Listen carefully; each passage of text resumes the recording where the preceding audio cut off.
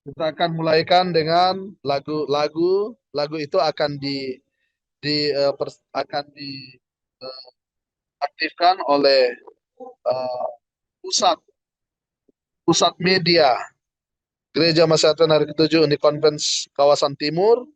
Setelah itu doa buka, nanti Pendeta Miayo tunjuk aja siapa yang mau doa buka. Namun terjadwal daerah misi Sulawesi Tengah, jika ada lihat dari sana silakan bisa juga ditunjuk, tapi bisa tunjuk siapa aja. Lalu kemudian ada sedikit ucapan selamat datang untuk Pendeta Woi, lalu langsung diserahkan kepada moderator. Dalam hal ini moderator langsung saja lagu yang akan dibawakan oleh pusat media. Silakan pusat media.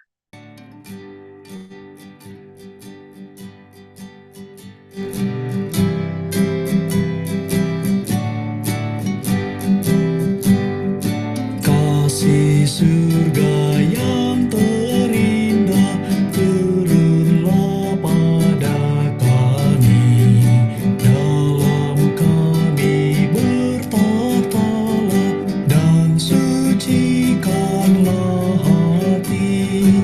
Yesus, Engkau berkasihan, kasih-Mu tak terduga. Marilah dan berkerajaan dalam hati yang berserah. Bapa di sorga, kami mengucap syukur pada malam ini kami akan memulaikan pendalaman sekolah Sabat.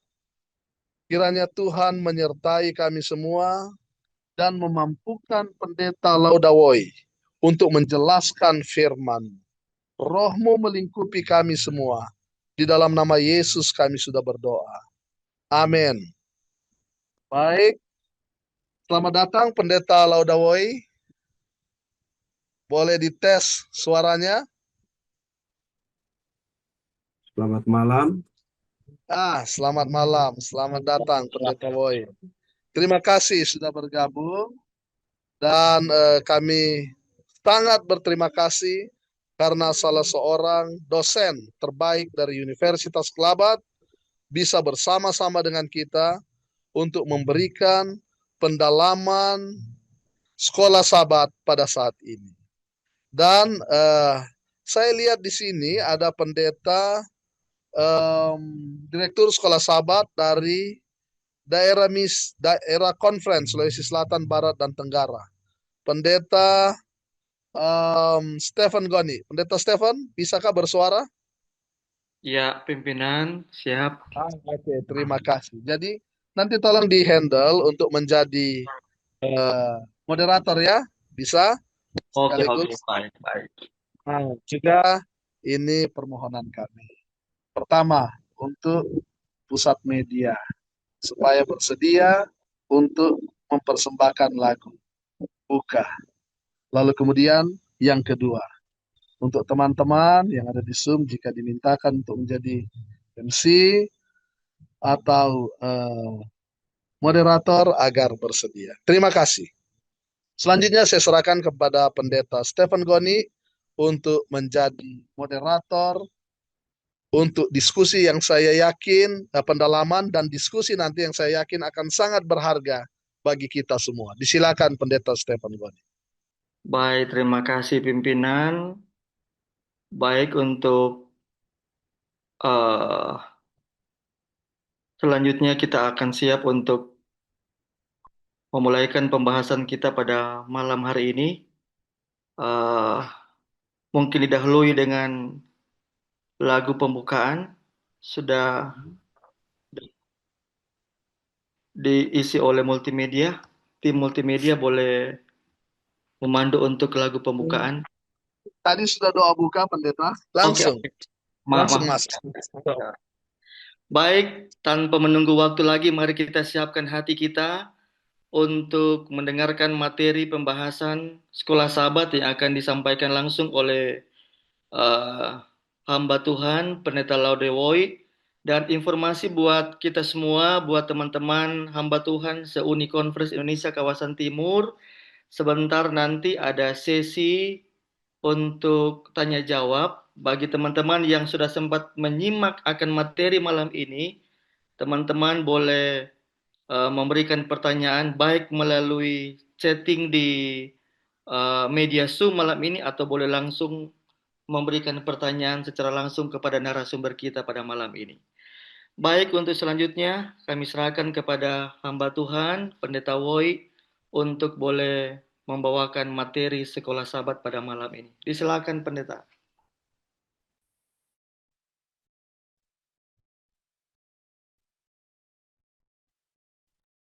Mixer. Ya. Oke. Baik. Shalom, selamat malam untuk semuanya. Malam. Selamat Terima malam. kasih. Ya, terima kasih pimpinan UNI telah mengizinkan kami untuk bisa melayani pada malam hari ini untuk belajar bersama kembali akan firman Tuhan sehubungan dengan sekolah Sabat. Kita bersyukur ini satu UNI boleh bergabung, ya, para pendeta yang melayani di mana saja di daerah-daerah, baik di wilayah Papua, Ambon, wilayah Kepulauan Sulawesi, baik utara, tengah, dan lain sebagainya yang tergabung pada saat ini. Puji Tuhan kita bisa bersama-sama pada malam hari ini. Senang bisa melihat wajah-wajah yang bisa membuka kamera, ya, pada malam hari ini. Kita sudah berada di pelajaran yang ke-10. Ya. Kita sudah ada di pelajaran yang ke-10, yaitu sempurna di dalam Kristus. Sempurna dalam Kristus. Yang lalu kita sudah singgung pelajaran yang ke-9, ya, pendamaian dan harapan. Ada pendamaian dan ada harapan. Dengan dasar dari Kolose pasal 1, lebih khusus di ayat 20 sampai 29. Dan untuk saat ini adalah berdasarkan Kolose pasal 2 atau satu pasal. Pasal ini sangat menarik, ya. Dan ini sebenarnya adalah untuk menerangkan apa yang sudah diterangkan sebagian oleh Rasul Paulus di Kolose pasal yang pertama. Jadi kita bisa dapatkan di sana bahwa kalau kita lihat di Kolose pasal yang pertama ini, sebenarnya kita bisa lihat ada fondasi kristologi di sana. Ada dasar ilmu tentang Kristus yang bisa kita lihat di pasal yang pertama, yang Rasul Paulus mau sampaikan kepada jemaat yang ada di Kolose, dan juga itu untuk jemaat-jemaat yang lainnya. Jadi berbicara kitab Kolose, kita sudah tahu bersama bahwa ini ditulis oleh Rasul Paulus, ya. Ini perlu kita ingat terus, itu ditulis oleh Rasul Paulus dari penjara di Roma. Jadi situasi atau setting Paulus menulis ketika dia di penjara. Tetapi ada kerinduan dari Rasul Paulus untuk memberikan kekuatan iman bagi umat-umat Tuhan yang saat ini di jemaat Kolose. Dan kita tahu bersama bahwa jemaat Kolose ini dipengaruhi oleh filsafat Yunani yang sangat terkenal, ya, kurang lebih 2000 tahun yang lalu. Dan di sana juga ada Yudaisme mistik. Jadi, dan ada asketisme yang ada di kota Kolose ini. Dan juga ada pengetahuan-pengetahuan rahasia yang berhubungan dengan ajaran Gnostisism, dan ada juga yang kita akan lihat sebentar ini, seperti yang kita telah pelajari di pelajaran sekolah Sabat, ada ajaran-ajaran yang salah yang disampaikan oleh guru-guru palsu, ya, yang disampaikan oleh guru-guru palsu, tapi mereka disebut guru. Itu berarti mereka ini adalah orang-orang yang hebat, orang-orang yang belajar dan menyampaikan apa yang mereka pelajari. Sama dengan kita, para pendeta yang ada. Saya lihat di sini ada 138 yang bergabung, 139 sekarang. Kita ini belajar, ya, dengan dasar kita berkuliah, ataupun kita belajar secara pribadi, apalagi saat ini tools sehubungan dengan Alkitab sangat banyak. Tinggal bagaimana cara kita menggunakan akan tools itu yang boleh menolong kita di dalam pelayanan kita. Yang jadi masalah di sini ada guru-guru palsu ini, ya. Kalau kita lihat di pendahuluan, di sana dikatakan para guru palsu ini jelas religius dan tulus. Ini penulis, ya, Dr. Wahlet ini, dia tuliskan bahwa para guru palsu ini jelas religius dan tulus. Tetapi mereka juga salah memahami Injil. Nah, ini yang jadi masalah, ya. Mereka guru, mereka terpelajar. Religius, tulus katanya. Tapi yang jadi masalah di sini juga, tapi mereka juga salah memahami Injil itu. Nah, ini yang jadi masalah ini, ya. Mereka salah memahami akan Injil itu. Sehingga ini menyebabkan masalah di jemaat. Kenapa? Karena guru-guru ini juga mengajar di sana. Mereka mengajarkan akan ide mereka, apa yang mereka telah pelajari. Tapi yang jadi masalah, ternyata ada kesalahan pemahaman tentang Injil itu. Bisa saja dipengaruhi oleh ajaran-ajaran yang ada di saat itu, yaitu filsafat Yunani, atau pengaruh dari Yudaisme, mistik. Nah, ini mempengaruhi ajaran-ajaran yang mereka sampaikan di jemaat. Sehingga jemaat ini yang jadi masalah, ya. Terjadi percecokan di dalam jemaat itu sendiri. Sehingga malahan kalau kita lihat di bagian awal ini kan ada penyembahan kepada malaikat, ya. Kemudian ada ritual kalender, ya, sehubungan dengan acara-acara yang biasa dilaksanakan atau dilakukan oleh kaum Yudaisme. Kemudian ada yang dikenal dengan asketisme yang sangat ekstrim yang mempengaruhi akan gereja.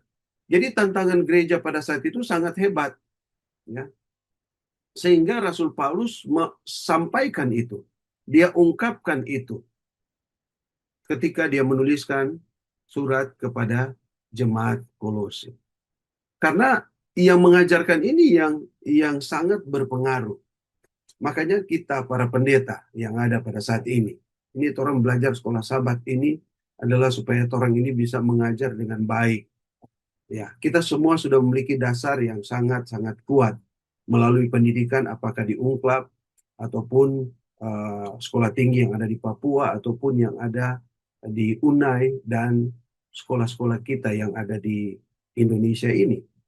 Kita mendapatkan pelajaran-pelajaran dasar yang sangat-sangat kuat untuk memperlengkapi kita dalam mengajarkan akan firman Tuhan. Tapi kita tidak bisa pungkiri bahwa di jemaat pun ada yang mengajarkan ajaran-ajaran sesat seperti yang terjadi 2000 tahun yang lalu di jemaat Kolose. Ternyata masih ada guru-guru palsu. Mungkin di jemaat kita tidak kelihatan secara jelas mereka ini guru palsu. Tapi dengan diam-diam mereka mengajarkan akan ajaran yang sesat. Saya memiliki pengalaman, ya, dengan hal ini. Saya pernah melayani di satu jemaat, diundang untuk melayani di satu jemaat.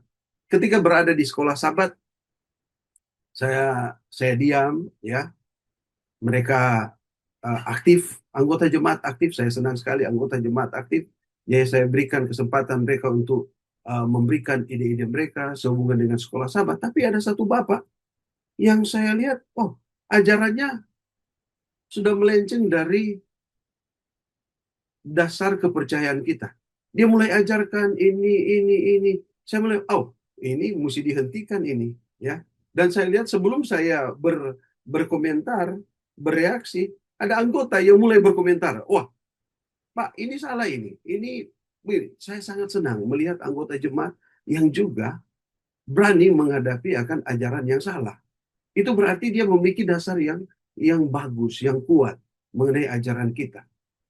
Sehingga saya secara pribadi masih diam. Saya lihat apa yang anggota itu sampaikan sangat menarik dan sangat kuat. Dia punya dasar pengajarannya. Yang satu coba dia lawan dengan ajarannya yang salah itu. Tapi anggota yang satu itu dengan gigi dia katakan, no, ini tidak benar, ini tidak sesuai dengan Alkitab, so and so. Melalui situasi ini, saya mengambil kesimpulan bahwa mungkin di jemaat-jemaat kita ada juga ajaran-ajaran yang salah, seperti yang terjadi di jemaat Kolose. Dan kita tahu bersama kan saat ini banyak ajaran-ajaran yang sesat yang sementara berkembang. Ya, contohnya lunar Sabat. Ya. Kemudian malahan ada lagi seseorang yang pernah datang di kampus kita ini dari wilayah Tondano. Dia masuk di kantor kantor dekan, kebetulan saya ada di sana, dan dia mulai keluarkan kutipan-kutipan dan mulai katakan bahwa perbaktian yang kita lakukan salah. Dia katakan harus itu Sabat itu mesti dari pagi sampai pagi, bukan dari masuk matahari sampai masuk matahari, tapi keluar matahari sampai keluar matahari. Saya langsung buat argumen yang tidak panjang-panjang, saya langsung katakan, saudara, ajaran saudara salah. Tidak sesuai dengan firman Tuhan. Saya tidak mau banyak komentar kalau ada hal seperti itu. Dan ini bisa terjadi di jemaat di mana saja yang ada di Uni Indonesia kawasan Timur. Makanya dengan pelajaran sekolah Sabat pada malam hari ini yang kita akan diskusikan bersama ini, saya harap dengan pertolongan Roh Kudus akan menuntun kita untuk mengingatkan kita sebagai para pendeta untuk hati-hati ya membaca akan teks-teks yang ada di dunia maya, karena bisa saja teks-teks itu tidak sesuai dengan ajaran yang kita ketahui bersama, dan mungkin ada anggota-anggota yang ada yang mengajarkan hal-hal yang tidak sesuai dengan ajaran-ajaran kita. Oke, kita kembali lagi ke pelajaran sekolah Sabat ini. Jadi ini pelajaran ini sangat baik karena ini adalah polemik, ada polemik sana. Makanya penulis ya Dr. Wahlen dia kutip itu Kolose pasal 2 ayat 16-17 kan. Dan ini adalah polemik yang banyak terjadi di dunia kekristenan dan digunakan oleh kaum Protestan maupun gereja yang lain yang menunjukkan bahwa hari Sabat itu sudah dipalangkan. Ya, sudah dipalangkan. Jadi karena dengan dasar janganlah kamu biarkan orang menghukum kamu mengenai makanan dan minuman, apalagi berbicara makanan dan minuman, atau mengenal hari raya, bulan baru, ataupun hari Sabat. Semuanya ini hanyalah bayangan dari apa yang harus datang, sedang wujudnya ialah Kristus. Oke, saya mau share ya, share PowerPoint.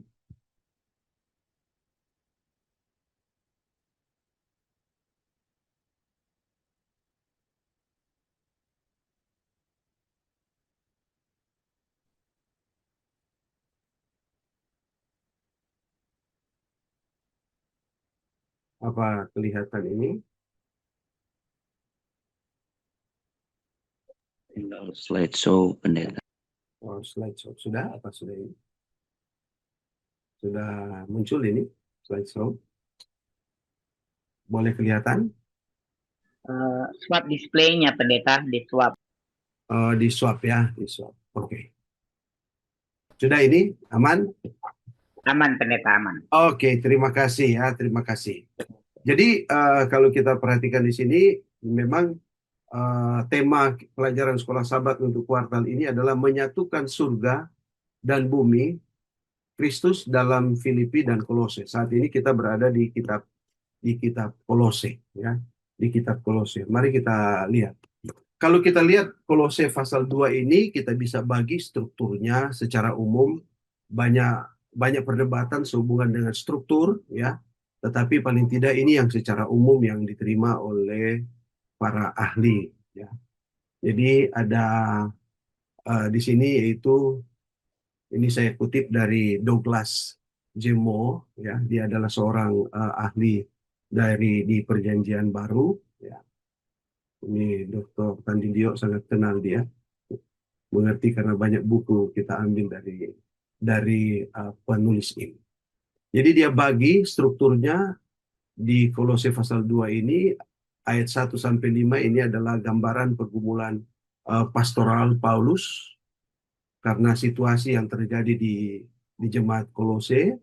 Kemudian dia ada penekanan di sana sehubungan dengan kecukupan Kristus, ya, kecukupan Kristus. Dan ini penting sekali untuk kita mengerti. Dan kemudian, mohon maaf ya. Oke, di Kolose 2 ayat 16 sampai 23 ini adalah penolakan legalisme dan asketisme. Ini gambaran yang bisa kita lihat, ya, kita bisa search ini. Dan Paulus, kalau kita lihat di sini, dia katakan Kristus itu cukup. Makanya memang Dr. Wahlen buat topik untuk pelajaran 10 ini sangat cocok, yaitu sempurna dalam Kristus. Yesus itu is enough, ya, sudah cukup. Karena kesempurnaan itu kita bisa dapatkan di dalam Kristus. Dan ada ajaran tambahan, ya, yang menjadi penyimpangan yang tadi sebagai pendahuluan sudah disampaikan, di mana diakibatkan oleh para guru palsu. Ada pemahaman-pemahaman yang salah di sana. Di sana ada filsafat yang palsu, ada tradisi manusia, ada roh-roh dunia yang tidak menurut Kristus, ya. Kemudian bagaimana sehubungan dengan sunat, bagaimana dengan pemeliharaan hari-hari raya Yahudi, begitu juga dengan peraturan-peraturan yang berhubungan dengan makanan dan minuman. Nah, pemahaman-pemahaman ini ternyata ada perbedaan terjadi di jemaat Kolose. Dan ini mempengaruhi jemaat, apalagi ajaran-ajaran yang tidak sesuai dengan firman Tuhan. Makanya di ayat 16 sampai 15 Rasul Paulus tekankan ini kecukupan Kristus, atau Yesus itu yang paling utama. Ada kesempurnaan di dalam Kristus. Oke, mari kita lanjutkan ya. Kalau kita lihat dari Kolose 2 ayat 1 sampai 3, harta hikmat dan pengetahuan ini yang sehubungan dengan pelajaran hari Minggu. Di pelajaran hari Minggu ini kita tidak perlu baca teksnya, tapi saya senang dengan teks ini karena kita bisa lihat dia punya analisa sintaktikalnya. Karena ada penekanan di sana. Jadi sana ada asin, yaitu present indikatif, ini adalah realitas terus-menerus. Jadi ini sesuatu yang harus terjadi terus-menerus, ya. Kemudian makanya Rasul Paulus di sini dikatakan mengambil bahasa rahasia gnostik dan mengkristosentrisasikannya. Karena tapi hati-hati di dalam berbicara gnostik. Karena ajaran gnostik ini yang dipengaruhi oleh filsafat Yunani ini, hati-hati. Makanya seorang penulis yaitu Bruce juga, ya, di dalam buku The Epistle to the Colossians, to Philemon, and to Ephesians, dia menuliskan Paulus tidak menolak hikmat, tetapi memusatkannya pada Kristus. Karena kalau berbicara hikmat, ada hikmat dunia. Nah, ini masalah kalau kita salah mengerti mengenai hikmat ini. Harta hikmat ini. Sedangkan di dalam Alkitab, di dalam kitab Kolose ini, kalau Paulus berbicara hikmat ini, dia merujuk kepada Kristus itu sendiri sebagai sumber hikmat itu, yang sempurna itu, yang memiliki segalanya. Jadi segala sesuatu itu makanya disebut harta hikmat dan pengetahuan itu harus merujuk kepada Kristus itu sendiri. Makanya kalau kita lihat di pelajaran sekolah Sabat, di awal, di sana Paulus menjawab, di dalam Kristus, sebab di dalam dialah ya tersembunyi segala harta, hikmat, dan pengetahuan. So everything, segala sesuatu yang berhubungan dengan hikmat dan pengetahuan, itu berhubungan dengan Yesus. Itu berarti memberikan pengertian bagi kita bahwa kalau kita memusatkan diri kita kepada Kristus, atau kita memiliki Kristus itu di dalam diri kita, maka hikmat yang sesungguhnya itu akan kita miliki. Kenapa Paulus memulaikan ini dengan harta hikmat dan pengetahuan? Karena ini akan memberikan kekuatan bagi orang-orang Kolose untuk hadapi ajaran-ajaran yang kita akan lihat di depan. Dan ini memberikan indikasi juga bagi kita bahwa sebagai pendeta, mari kita banyak belajar akan firman Tuhan. Mari kita dalami lagi firman Tuhan. Kadang-kadang kita mulai malas belajar firman Tuhan karena contoh sekolah Sabat. Kadang-kala ada kecenderungan pendeta-pendeta sudah malas belajar sekolah Sabat ini secara rutin, secara dalam. Kenapa? Karena mungkin berpikir, gampang ini. Orang so belajar ini. Ini kelas NTE ini. Orang ada belajar. Ini kelas New Testament Epistle. Ya. Orang so ambil itu dia. Malahan mungkin bahannya masih ada di tangan kita. Tapi jangan lupa bahwa kita masih bisa sering lupa. Bisa lupa apa yang kita pelajari. Dan kadangkala kita, karena kita buru-buru, akhirnya apa yang perlu kita dalami, yang perlu kita pelajari, kita tidak pelajari, sehingga ketika kita sampai di jemaat, sepertinya jemaat melihat kita hanya ringan-ringan saja. Ya, pelajaran kita sepertinya biasa-biasa saja. Tidak ada pendalaman yang ada. Tidak perlu pakai bahasa Greka seperti kita ini.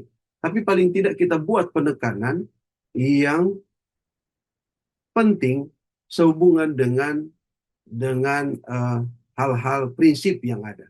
Jadi realitas ini terus-menerus ini perlu ini, ya. Ini perlu. Kita lanjutkan. Dan di ayat 6 sampai 7 ini makanya dia tekankan ini bagaimana kita ini berakar dan dibangun. Pelajaran hari Senin. Tapi sebelumnya mari kita lihat ini ya di bagian sebelumnya. Berbicara. Jadi kalau kita buat kesimpulan di ayat 1 sampai 3 ini, kita akan temukan bahwa yang utama dari harta hikmat dan pengetahuan itu adalah Yesus itu sendiri. Makanya ya, Rasul Paulus kan pernah berkata, bukan lagi aku yang hidup, tetapi Yesus Kristus yang hidup dalam aku. Kenapa? Ketika Yesus ada dalam kehidupan kita, hikmat dan pengetahuan Allah itu akan ada dalam kehidupan kita. Yang saat ini kita mengerti bahwa Roh Kudus yang sementara bekerja di dalam diri kita masing-masing. Ada aturan-aturan yang harus kita tahu. Hikmat ini dan pengetahuan ini berhubungan dengan pelayanan kita, mengenai firman Tuhan, mengenai Allah kita, mengenai organisasi kita. Kita sebagai pendeta, kita harus mengerti akan hal ini. Dan kita harus kasih tahu kepada anggota-anggota jemaat bahwa harus mengerti akan hal ini. Supaya ada ketertiban di dalam gereja. Acara-acaranya berjalan dengan baik. Pengajaran-pengajaran ini sesuai dengan firman Tuhan. Dan iman mereka akhirnya tidak digoyahkan karena memang Yesus ada di dalam diri mereka. Fondasi Alkitab itu ada dalam diri mereka. Sulit untuk digoyahkan. Kenapa banyak umat Tuhan tergoyah? Malahan pendeta pun ada yang goncang. Ya kan? Kenapa? Karena tidak kokoh di dalam iman kepada Yesus. Atau iman Yesus, boleh kita katakan. Kita tidak kokoh dengan fondasi Alkitab yang kita pelajari. Sehingga ketika kesesatan itu datang, pengajar itu datang, kita pun tergoncang. Ini pendeta pun tergoncang. Makanya kita butuh Yesus itu.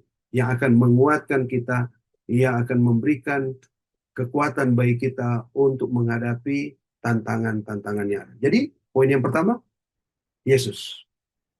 Nah, yang berikut adalah yaitu ayat 6-7 ini yang dia tekankan di sini adalah berakar dan dibangun. Ada dua kata di sini. Ya. Dan kalau kita lihat sintaktikalnya, kita lihat dia punya grammarnya, ini adalah perfect, kemudian ada present. Jadi ada dia punya pengertian di sana. Jadi kita boleh tekankan di sana. Teologi, berbicara teologi waktu. Ini perfect. keselamatan telah terjadi. Jadi artinya itu kita ini keselamatan itu sudah terjadi, sudah ada. Ya. Atau dengan kata lain kalau di buku Roma dan di kitab Galati dihubungkan dengan justification. Kita ini sudah dibenarkan. Jadi keselamatan itu kita sudah dapat. Dapat. Telah terjadi, perfect. Ya. Tapi itu berkelanjutan. Makanya dia gunakan pasif participle. Kemudian present, pertumbuhan. Dia bertumbuh. Jadi pertumbuhan berkelanjutan. Makanya kalau masih ingat di Greka kan, ya, orang-orang yang di dunia New Testament akan mengerti itu. Contoh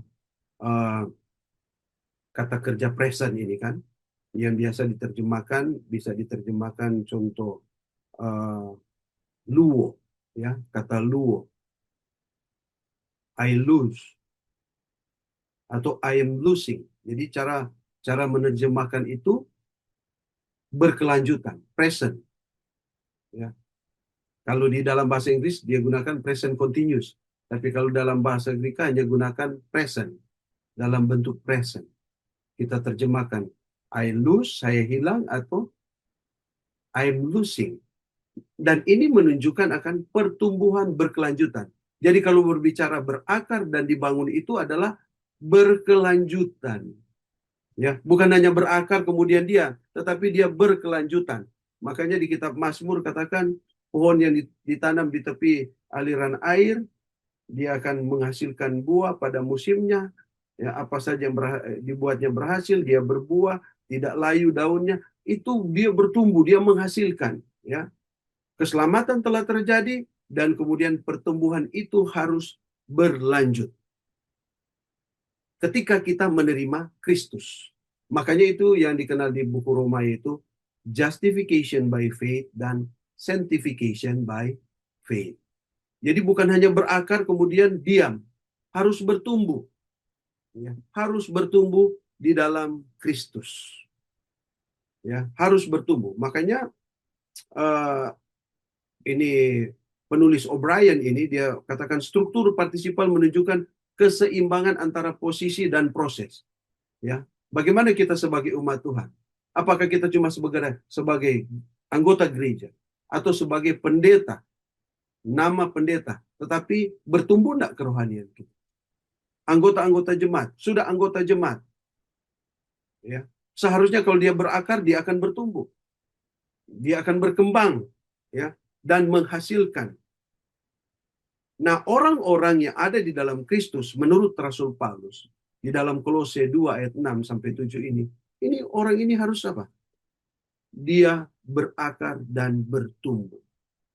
Ketika dia memiliki akan firman yang hidup itu, yaitu yang firman itu adalah Yesus itu sendiri, maka kita akan melihat bagaimana umat Tuhan itu dia bertumbuh dan menghasilkan. Jadi ini yang perlu kita ingatkan, ya. Kita tidak bisa meninggalkan Yesus. Kita tidak bisa meninggalkan akan firman-Nya. Karena itu adalah satu kesatuan yang tidak bisa dipisahkan satu dengan yang lain. Di pelajaran sekolah Sabat di bagian akhir saya senang baca di hari Senin. Singkatnya, menerima ajaran yang tidak alkitabiah berarti menolak Kristus. Orang yang tidak berakar di dalam Kristus atau di dalam firman, itu berarti dia tidak akan kuat. Itu berarti mungkin ada ajaran-ajaran yang lain yang tidak berdasarkan Alkitab. Karena mereka yang menerima ajaran palsu, katanya, sayangnya telah mengadopsi Injil yang berbeda dan telah menerima otoritas manusia di atas otoritas kitab suci. Kadangkala anggota-anggota jemaat ketika berargumen, mereka banyak kali menggunakan, oh pendeta ini katakan begini. Oh pendeta ini katakan begini. Bukan firman Tuhan katakan begini. Nah, ini tantangan bagi kita ya, berbicara, berakal, dan bertumbuh. Dan selanjutnya, kalau kita perhatikan di sini ada filosofi dan tipu daya kosong. Kalau kita baca di Kolose pasal 2 ayatnya yang ke-8. Mari kita baca ya ayat ini.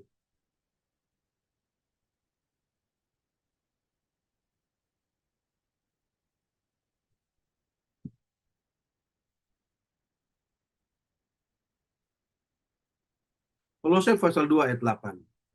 Di sini dikatakan, hati-hatilah supaya jangan ada yang menawan kamu dengan filsafatnya yang kosong dan palsu menurut ajaran turun-temurun dan roh-roh dunia, tetapi tidak menurut Kristus. Jadi di jemaat Kolose, Rasul Paulus tuliskan bahwa ada filsafat, ada filosofi yang sebenarnya semuanya itu adalah tipu daya kosong, tidak berisi. Ya. Dan ini berhubungan dengan ajaran-ajaran Yunani, ya, ajaran-ajaran Yunani juga.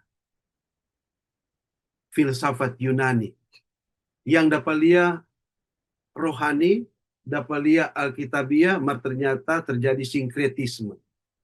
Terjadi perpaduan di sana antara kebenaran dan kepalsuan. Yang jadi masalah, banyak orang suka dengar yang palsu-palsu itu.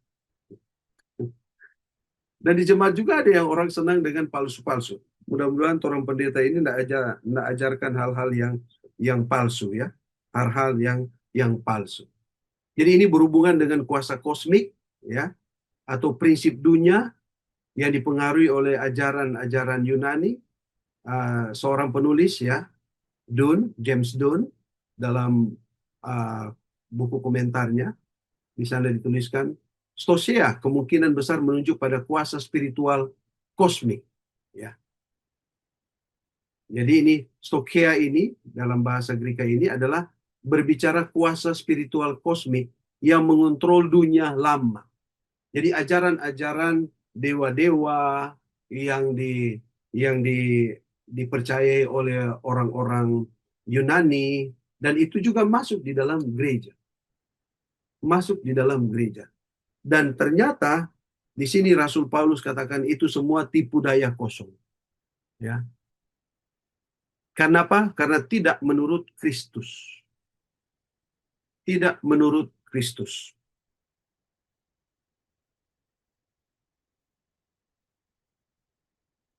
Dan di sini juga sangat penting mau diingatkan adalah jangan ada sinkretisme.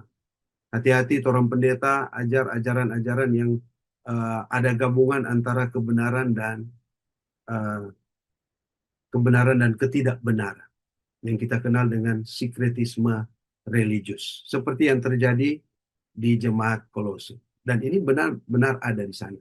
Nah, sekarang di ayat 9 ya, sebab dalam dialah berdiam secara jasmani seluruh kepenuhan kealahan menurut Kristus. Jadi Kristus itu adalah segala kepenuhan kealahan.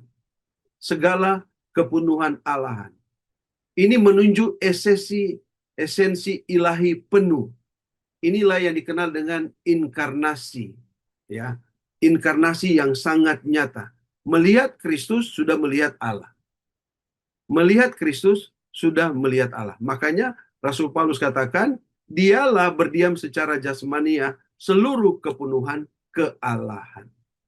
Ellen G. White menuliskan ya di dalam Selected Messages, di sana dikatakan, in Christ dwell the fullness of the Godhead bodily.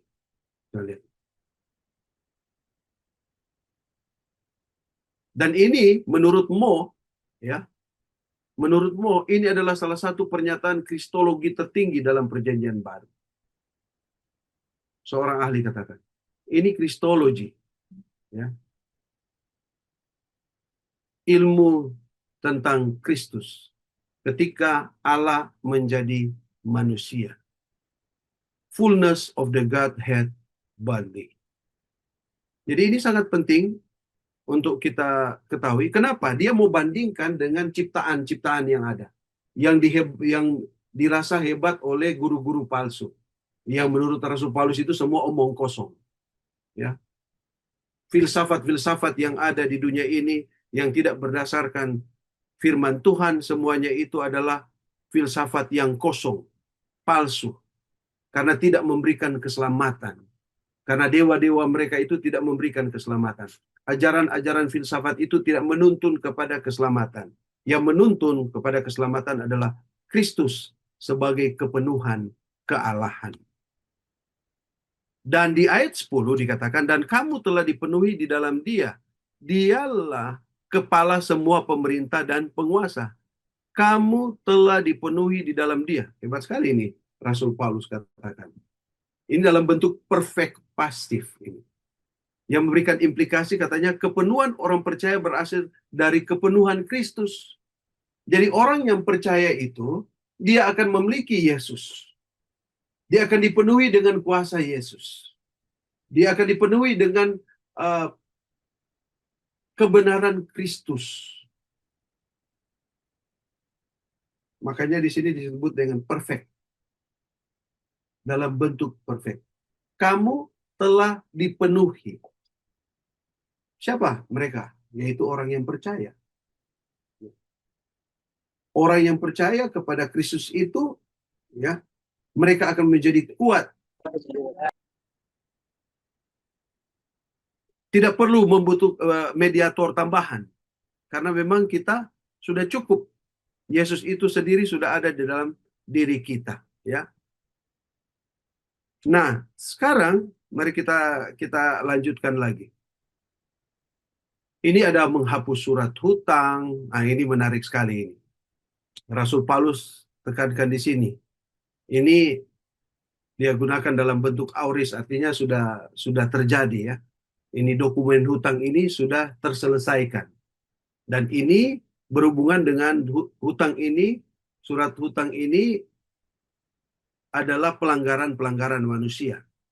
Ini bukan berhubungan dengan hukum moral. Jadi, nah ini juga hati-hati karena kadang-kala digunakan oleh gereja-gereja yang lain yang menunjukkan bahwa wah itu hukum moral itu sudah dipalangkan. Kita akan lanjutkan. Hukum moral itu sudah dipalangkan. Padahal yang dimaksudkan, yang dipalangkan itu adalah Yesus. Ya, kenapa Yesus itu mati di kayu salib, terpalang di kayu salib? Karena ada pelanggaran-pelanggaran manusia. Karena pelanggaran kita lah Yesus mati. Karena hutang kita lah Yesus mati. Jadi bukan hukum moral, ya. Makanya Ellen G. White juga katakan, he took the handwriting of ordinances that was against us. Jadi dia ambil semua itu dia. Supaya orang ini aman. Dia hapus surat hutang. Tapi bukan hapus hukum moral. Jadi ini berhubungan dengan pelajaran yaitu dipakukan pada kayu salib.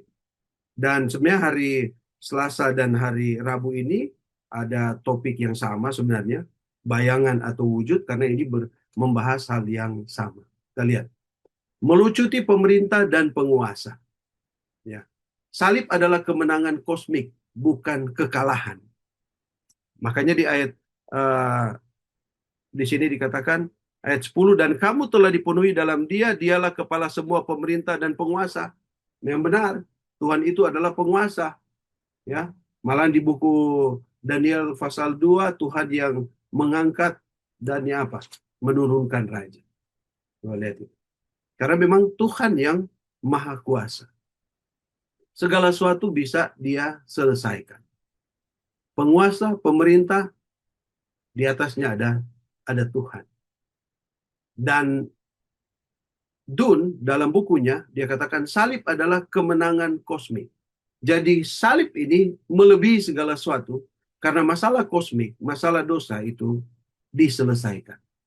Yesus mati di kayu salib bukanlah kekalahan, tetapi kemenangan atas masalah dosa. Nah, berbicara bayangan dan substansi, ya, di sini katakan mayoritas sarjana menunjuk kalender seremonial Yahudi. Ini berhubungan dengan Kolose 2 ayat 16 dan 17. Dan ini yang banyak digunakan oleh gereja-gereja yang lain yang mengatakan bahwa hukum itu sudah dipalangkan, Sabat itu sudah dipalangkan, ya. Tapi seorang teolog bukan Advent ini dia katakan bahwa ini seorang teolog, ini Mo ini. Ya. Paulus tidak membatalkan hukum moral. Jadi dia punya komentar untuk ayat 16 dan 17 ini mengatakan bahwa bukan hukum moral yang dibatalkan, tetapi praktek seremonial sebagai bayangan itu yang dibatalkan. Ini bukan teolog Advent ini. Tetapi anehnya banyak teolog-teolog yang lain di luar gereja kita mengatakan bahwa yang berhubungan dengan Kolose 16 dan 17 ini adalah membatalkan akan hukum moral. Ini kita bisa gunakan ini. Dan Ellen G. White sendiri katakan, the ceremonial law was to pass away at the death of Christ. Jadi ini, the ceremonial law was to pass away at the death of Christ. Sama, ya. Ellen G. White adalah yang kita akui sebagai nabi. Ternyata Mo juga memiliki pengertian yang sama. Itu berarti bahwa yang dipakukan di kayu salib ini ya Yesus. Kenapa Yesus dipakukan di kayu salib? Karena masalah dosa, surat hutang kita yang sebelumnya. Karena dosa-dosa kita. Dia mati yang seharusnya karena kita yang berhutang, kita yang harus mati. Kita yang harus bayar dengan dosa. Upah dosa adalah maut. Kita yang harus bayar dengan kematian kita. Tetapi karena begitu besar kasih Allah akan dunia ini, sehingga Yesus mau mati di kayu salib untuk membayar. Dan ini sebelum Yesus mati di kayu salib ada bayangannya, ya, yang dirayakan mulai dari Taman Eden ketika domba pertama disembelih. Ini membayangkan akan domba yang sesungguhnya yang akan datang. Kemudian dibuat dia punya ceremonial law yang kita kenal dengan hukum Musa. Ada acara-acara yang dirayakan.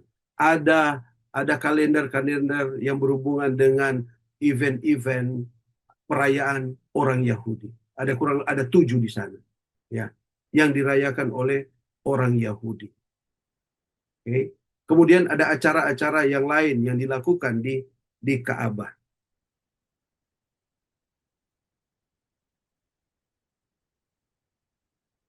Yang berikut adalah penyembahan malaikat. Wow, ini masuk di dalam gereja. Mengajarkan bahwa menyembah malaikat. Padahal Alkitab sangat jelas, yang hanya disembah adalah Tuhan, pencipta alam semesta. Malaikat adalah ciptaan. Tetapi ada kemungkinan kalau kita teliti, ada kemungkinan ini juga adalah kultus mistik Yahudi. Karena ternyata kalau kita pelajari akan agama orang Yahudi, ada kelompok-kelompok tertentu yang mengkultuskan akan malaikat.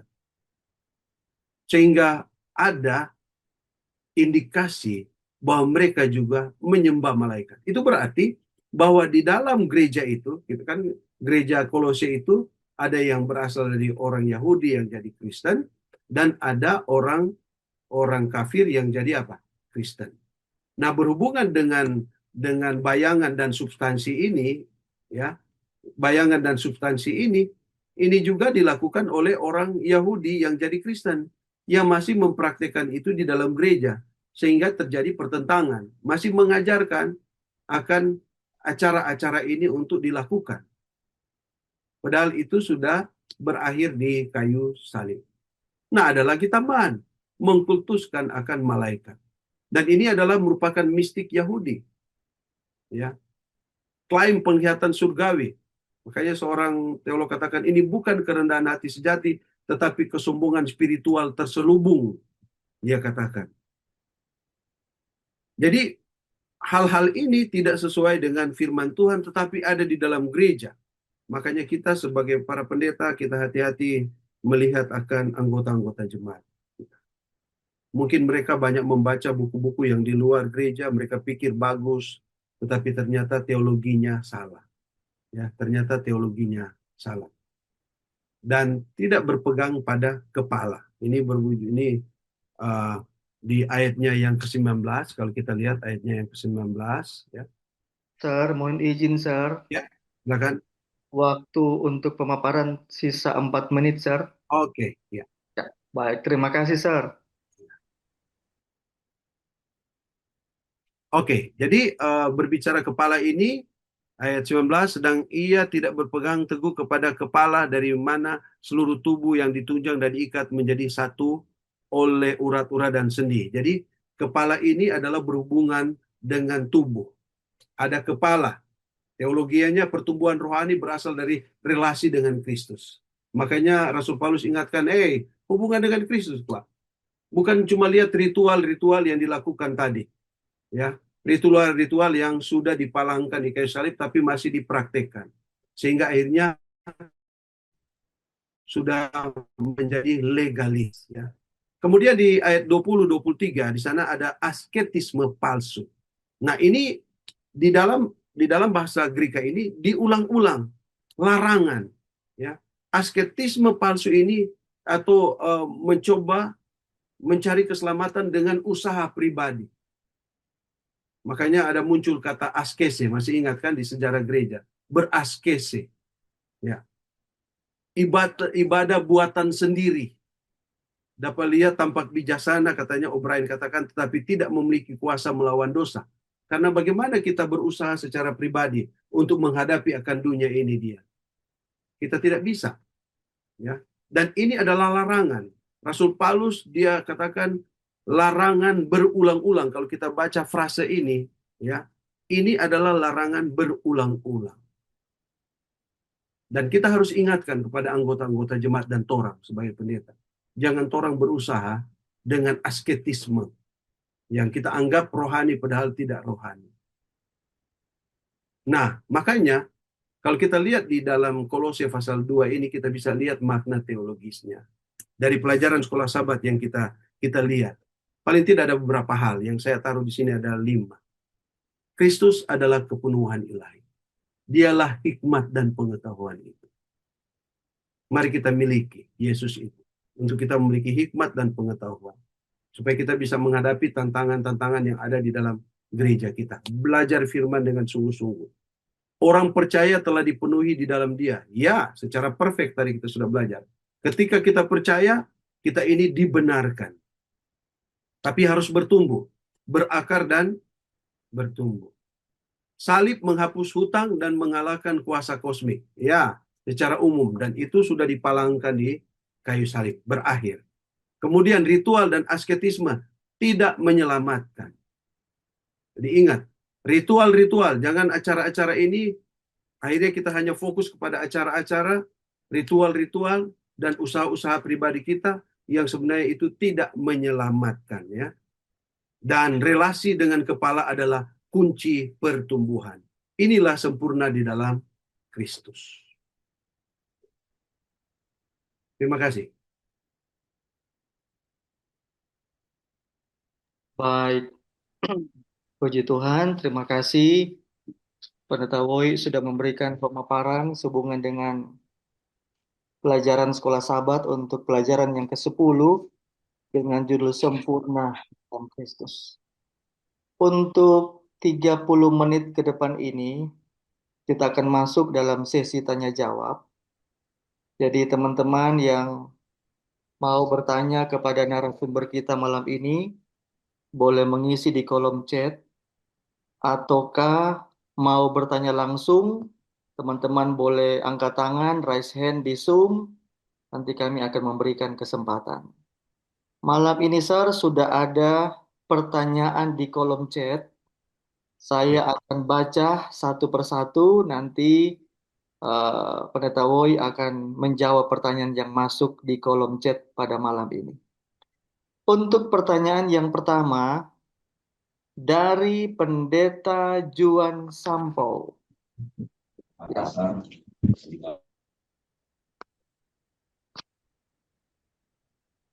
Kita sering mendengar istilah sempurna.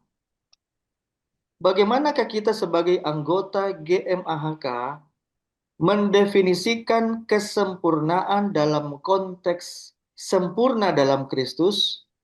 Apakah ini merujuk pada keadaan tanpa dosa secara absolut atau sinless perfection yang kita capai di dunia ini, atau lebih kepada kedewasaan rohani dan karakter yang matang atau maturity? Terima kasih. Silakan, Sir. Ya, langsung jawab ya. Oke, terima kasih atas pertanyaannya, sangat bagus sekali. Kita mengerti bahwa kita memiliki doktrin yang dikenal dengan pembenaran oleh iman. Pembenaran oleh iman sangat jelas di sana dikatakan bahwa yang pertama adalah proses yang dikenal dengan justification by faith. Justification by faith, atau yang dikenal dengan yang namanya ada righteousness by faith. Pengertian yang kita percaya adalah orang yang percaya kepada Tuhan, yang beriman kepada Tuhan, automatically ya ketika dia percaya dia menjadi sempurna. Dianggap sempurna oleh Tuhan. Oke, kacamata Tuhan dia sempurna ketika dia percaya. So that's why orang yang sempurna ini layak masuk surga. Contoh, pencuri di samping Yesus.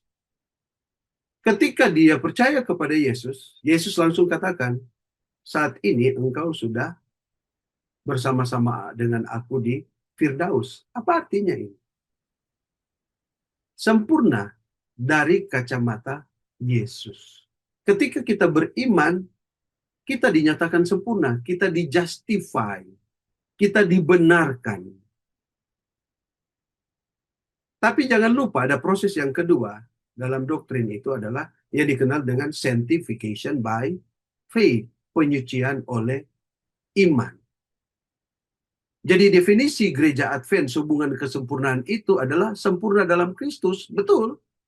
Ketika kita percaya kita menjadi sempurna di dalam Kristus. Di saat itu. Kita dianggap sempurna, kita dianggap kudus, dan layak diselamatkan. Tetapi kalau kita masih ada waktu untuk bertumbuh. Nah, tadi berakar, ya kita sudah pelajari ini. Berakar dan bertumbuh. Ada waktu untuk bertumbuh. Itu yang dikenal dengan sanctification by faith, penyucian oleh iman. Sekarang tadi dikatakan ada pertanyaan kan, apa absolute sinless? Ya langsung absolut di awal itu dia dianggap benar. Tapi ketika kita berada di dunia ini ada proses kedewasaan rohani. Kalau masih ada proses itu berarti kita ada pertumbuhan. Nah, apa yang bertumbuh itu? Yaitu karakter kita. Karakter kita itu yang harus bertumbuh. Nah, sekarang, kapan sempurna itu? Kalau dari kacamata manusia, sulit kita mau bedakan. Ini pendeta Goni sudah sempurna. Ya kan? Pendeta Woka sudah sempurna. Pendeta Wahyu sudah sempurna. Pendeta Sangkoi sudah sempurna. Apa seperti itu? Makanya Yesus katakan jangan kamu saling menghakimi. Karena kita tidak bisa melihat orang ya dengan benar. Yang hanya bisa melihat orang dengan benar adalah Tuhan itu sendiri. Dan kesempurnaan itu memang sementara apa? Bertumbuh. Nah, makanya berbicara kesempurnaan sempurna itu dia berbeda satu dengan yang lain, ya. Berbeda satu dengan yang lain. Pertumbuhan iman seseorang kan itu berbeda satu dengan yang lain. Tapi setiap pertumbuhan iman itu dianggap sempurna oleh Tuhan. Terima kasih.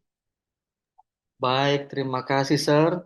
Saya kira sudah sangat jelas jawaban malam ini. Baik, untuk pertanyaan yang berikutnya di kolom chat. Pertanyaannya dari Pendeta Basuki Marengkeng. Pertanyaannya sebagai berikut.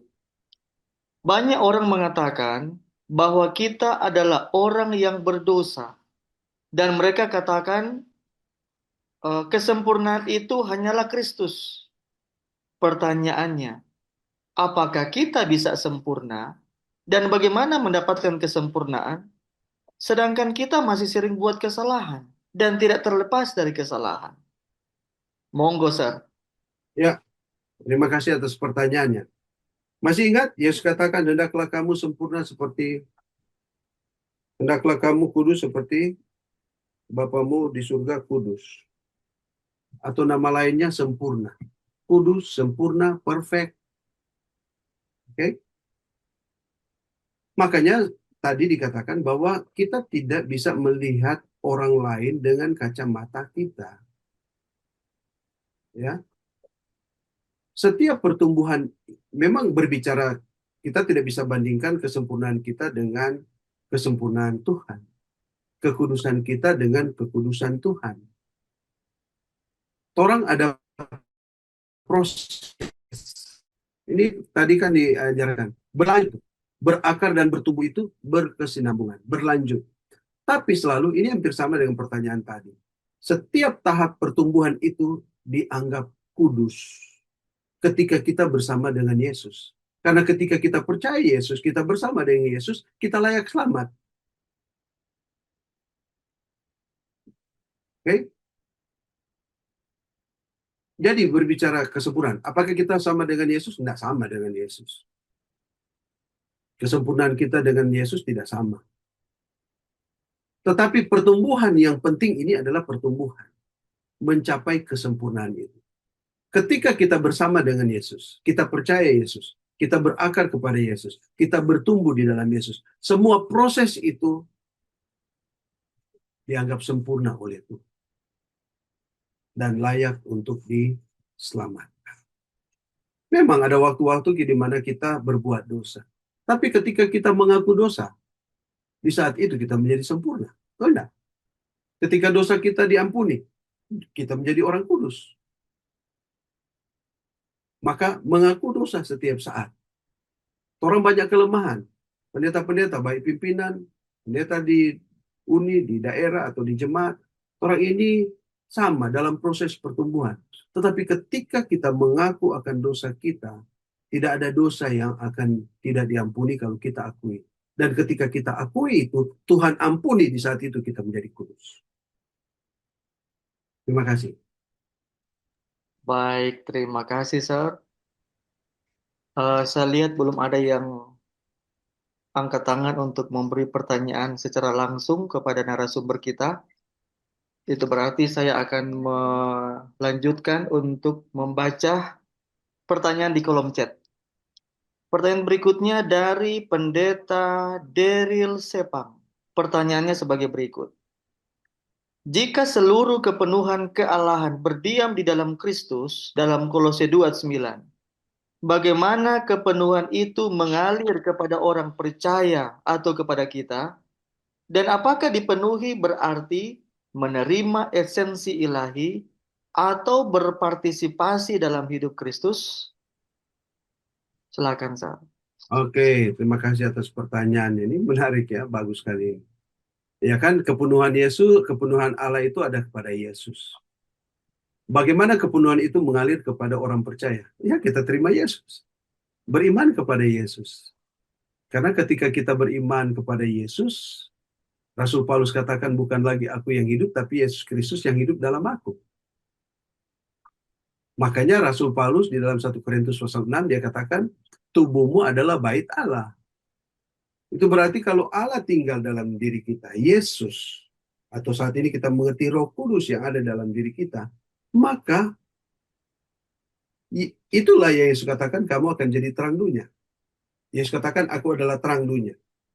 Tapi kamu juga terang dunia. Jadi kenapa? Karena ketika kita terima Yesus, kita akan menjadi terang dunia. Ketika kita terima Yesus, ketika Roh Kudus ada dalam kehidupan kita, maka yang dipraktekkan itu adalah apa? Karakter Allah. Yang dipancarkan itu adalah karakter Allah, bukan lagi karakter kita. Karena yang tuntun kita adalah Roh Kudus sekarang. Ketika kita menerima, kita percaya, kita undang dia hidup dalam kehidupan kita, maka yang akan berinteraksi di sini, yang akan menggerakkan pikiran kita adalah Roh Kudus. Sehingga yang dimunculkan adalah karakter-karakter Tuhan yang tidak akan bertentangan dengan 10 hukum. Kita akan mengasihi Allah dan mengasihi sesama manusia. Yang jadi masalah adalah esensi Allah itu tidak akan ada dalam kehidupan kita. Kita tidak berpartisipasi dalam Kristus kalau Kristus tidak ada dalam diri kita. Roh Kudus tidak ada dalam diri kita. Yang ada cara berpikir kita. Yang ada cara bertindak kita. Yang ada adalah kesombongan kita. Kita merasa hebat daripada orang lain. Kita anggap kita yang hebat, orang lain tidak. Saya lebih hebat. Saya pendeta yang lebih hebat daripada orang lain. Tidak demikian. Karena ketika kita menerima Yesus, kita akan saling merendahkan satu dengan lain. Merendahkan hati kita satu dengan yang lain.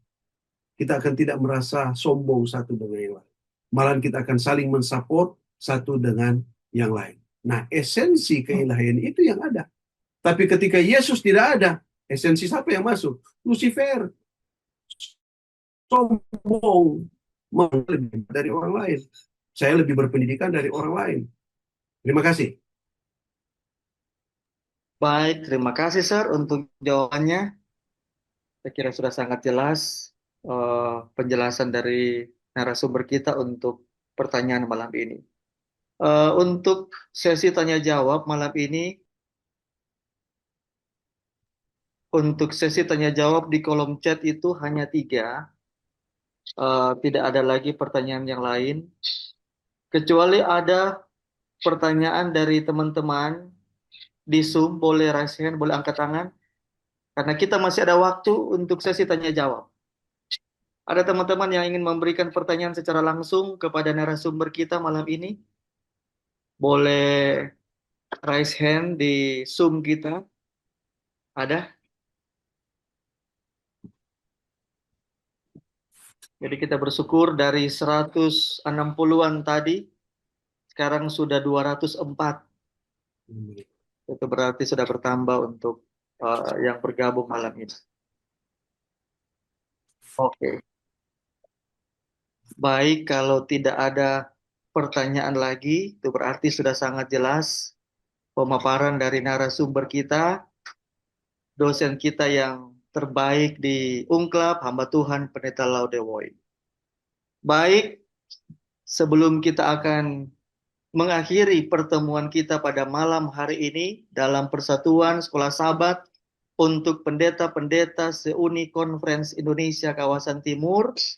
Untuk selanjutnya kita akan mendengarkan pengumuman dan ucapan terima kasih yang akan disampaikan oleh pimpinan kita dari Uni, Pendeta Dr. Swinis Tandidio. Berdoa dulu, doa tutup dulu. Ada lagu, baru doa tutup. Doa tutup dulu. Nggak ada lagu, doa tutup. Baik, terima kasih untuk Pendeta Dr. Laudewoy untuk pemaparan yang luar biasa pada malam ini. Saya mengikutinya dari awal sampai terakhir. Saya percaya bahwa teman-teman pendeta pasti sudah sangat dibekali untuk menjadi narasumber di Persatuan Guru-Guru Sekolah Sabat untuk guru-gurunya di jemaat atau wilayah masing-masing. Saya yakin itu. Teman-teman, mari kita bilang amin. Amin. Jadi, Pendeta Woy, semua teman merasakan sangat senang dengan apa yang sudah mereka dapatkan pada malam ini. Teman-teman, kita akan berjumpa lagi pada jam yang sama untuk pertemuan selanjutnya. Dan kita pun akan berjumpa pada jam yang sama bersama dengan Pendeta Woy pada jadwal dari Pendeta Woy untuk jadwal selanjutnya. Saya kembalikan kepada moderator sekaligus MC untuk lagu tutup sekaligus doa berkat dari Pendeta Woy. Baik, terima kasih pimpinan Uni, Pendeta Dr. Swinis Tandidio untuk pengumuman dan ucapan terima kasih kepada narasumber kita. Baik, kita akan mengakhiri pertemuan kita malam ini. Kita akan mendengarkan lagu tutup yang akan dipandu oleh tim media dari Uni.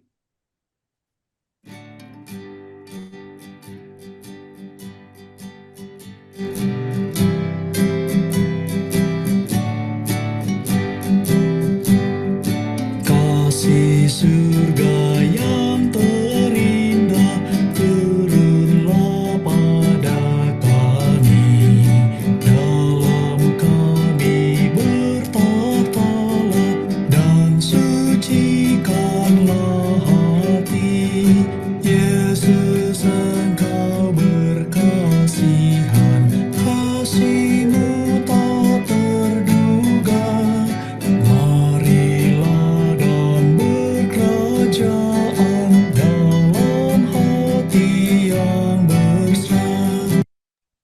sebelum Pendeta Woi akan pimpin dalam doa tutup malam ini, kembali saya mau bacakan, Sir, pokok doa malam ini.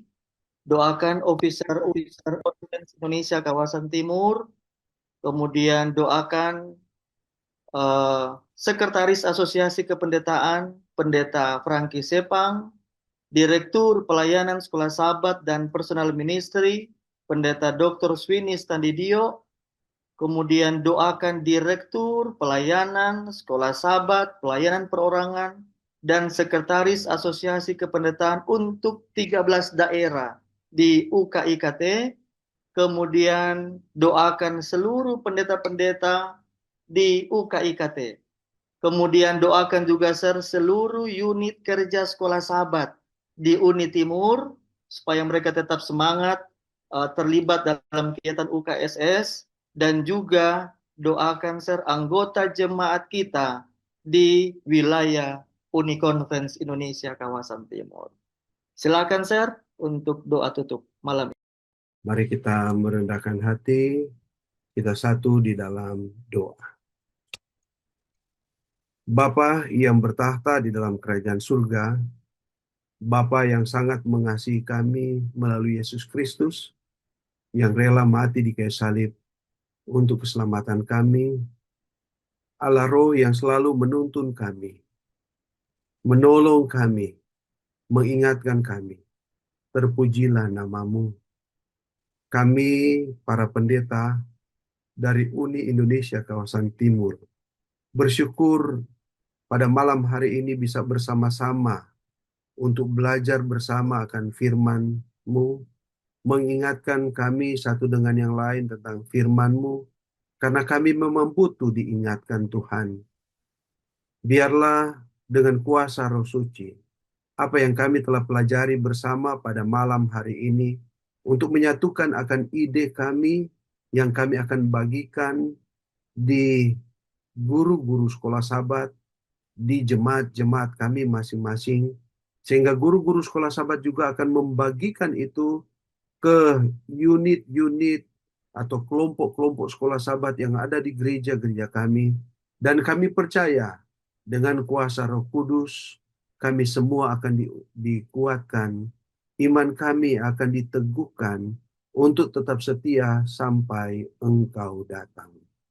Pada saat ini Bapa, sebelum kami memohon akan janji berkat-Mu, kiranya Engkau mengampuni akan dosa kami. Karena kami manusia yang lemah Tuhan. Tapi terima kasih Engkau masih tetap mengasihi kami. Memberikan kesempatan bagi kami untuk ada pertobatan iman dalam kehidupan kami. Karena Engkau yang telah memanggil kami semua Tuhan untuk menjadi pelayan-Mu di Uni Indonesia kawasan Timur. Tolonglah kami untuk menjadi pendeta-pendeta yang bisa membawa keluarga kami dan umat-umat-Mu datang dekat kepadamu Tuhan. Saat ini juga kami berdoa untuk pimpinan Uni kami, Indonesia, Konferensi Indonesia kawasan Timur. Pendeta Ronald Adri Rantung sebagai ketua Uni kami. Tuhan, berkatilah dia. Biarlah janji-Mu, hikmat dan pengetahuan surga akan menjadi bagiannya. Sebagai pimpinan, dia akan membawa akan Uni Indonesia kawasan Timur ini dengan pertolongan Tuhan untuk giat dalam misi mempersiapkan jiwa-jiwa bagi kedatangan-Mu yang kedua kali. Berkatilah, berikanlah kekuatan kesehatan kepadanya. Dan bersama istri dan anak-anak dan keluarga besar, berkatilah Tuhan. Berkatilah pendeta John Swinawani sebagai sekretaris eksekutif juga. Tuhan, berikanlah hikmat dan kebijaksanaan yang berasal dari surga juga, sehingga akan mendampingi ketua dalam membantu mewujudkan misi yang kudus melalui Uni Indonesia kawasan Timur. Berkati dia secara pribadi dan keluarga. Begitu juga dengan bendahara Uni kami, Bapak Calvin Pasuhuk. Memberkati dia dalam proses pemulihan. Biarlah dengan berkat Tuhan, dia akan kembali dalam pelayanan yang kudus yang Engkau berikan kepadanya untuk mengatur akan keuangan yang sangat penting dalam penginjilan, di dalam misi di Uni Indonesia kawasan Timur ini Tuhan. Berkati dia, biarlah hikmat juga dari surga menjadi bagiannya. Begitu juga dengan istri dan keluarga yang mensupport dia. Kami mau doakan direktur-direktur yang ada di Uni Indonesia Kawasan Timur, lebih khusus Asosiasi Kependetaan, Pendeta Frankie Sepang, di dalam tugas yang suci. Tuhan berkatilah dia secara pribadi dan keluarga dalam pelayanan yang kudus. Biarlah keberadaannya akan mendekatkan para pendeta untuk lebih dekat kepadamu Tuhan. Memberkati juga Pendeta Swinis dan Idio sebagai Direktur Sekolah Sabat dan PM. Tuhan berkati dia. Kami tahu tugas ini juga sangat berat untuknya. Karena ini akan menuntun akan pendeta-pendeta yang ada. Departemen-departemen yang ada di daerah dan misi. Sampai kepada jemaat. Untuk mewujudkan akan sekolah sabat yang sangat-sangat mendalam. Sehingga ada kekuatan iman karena fondasi firman Tuhan kuat. Ketika ajaran-ajaran palsu datang, mereka kuat oleh karena pertolongan Tuhan. Kelompok-kelompok juga pemeliharaan di dalam jemaat, penginjilan dalam jemaat, berkatilah Tuhan. Karena kami tahu hanya berkat Tuhan, kuasa Roh Kudus akan menyanggupkan mereka di dalam pelayanan ini. Memberkati Pendeta Tandidio bersama dengan istri dan keluarga yang mensupport. Memberkati dan kami untuk direktur-direktur pelayanan SS dan PM dan Sekretaris Asosiasi Kependetaan, Sekonferens dan Misi di Uni Indonesia Kawasan Timur. Engkau telah memilih mereka Tuhan untuk jadi pemimpin juga di konferens dan misi atau mission. Tuhan tolonglah mereka secara pribadi dan keluarga. Karena keberadaan mereka juga akan mempercepat akan kedatangan Tuhan karena akan memperkuat akan kerohanian anggota-anggota jemaat. Seluruh pendeta yang ada di Uni Indonesia Kawasan Timur, Engkau yang telah memanggil kami dalam pelayanan kami masing-masing, apakah di pedalaman, apakah di kota, apakah di desa, atau di mana saja yang Engkau utus. Tuhan, berkatilah, tuntunlah, hingga dengan berkat Tuhan, mereka akan menjadi pendeta yang akan mempersiapkan umat-umatmu bagi kedatanganmu yang kedua kali. Memberkati keluarga mereka. Kalau masih single, biarlah Engkau berikan pasangan hidup pada mereka yang akan mensupport mereka di dalam pelayanan. Memberkati akan kelompok-kelompok kecil sehubungan dengan sekolah sabat di jemaat-jemaat Tuhan. Biarlah semangat yang sama tetap ada. Dan terlebih juga anggota jemaat se-Uni Indonesia Kawasan Timur. Tuhan berkatilah mereka. Semua pekerjaan mereka, semua usaha mereka. Biarlah dengan berkat indah mereka akan menggunakan semua berkat itu untuk mensupport akan organisasimu Tuhan. Baik level jemaat, daerah, conference maupun uni, bahkan sampai general conference. Terima kasih Tuhan. Terima kasih atas jawaban doa. Dan terima kasih atas pertemuan yang indah ini. Karena kami tahu ini akan menguatkan satu dengan yang lain. Memberkati program selanjutnya Tuhan. Berkatilah narasumber yang lainnya. Terima kasih, kami akan berpisah. Biarlah berkat Tuhan akan menyertai kami saat ini sampai hari Maranatha adalah doa kami. Di dalam nama Yesus kami telah berdoa. Amin. Amin. Baik, Amin. untuk pemaparan yang sangat luar biasa dan yang mewakili teman-teman yang sudah bergabung di media Zoom, mengucapkan sekali lagi terima kasih Pendeta Laudia Woi yang sudah memberikan pemaparan pendalaman sekolah sahabat Melayu. Terima kasih, selamat malam, sampai bertemu lagi hari Senin depan dalam pendalaman sekolah sahabat. Terima kasih, selamat malam. Selamat malam. Terima kasih. Selamat malam. Selamat malam semuanya. Tuhan berkati. Oh. Terima kasih. Selamat malam, pendeta semua.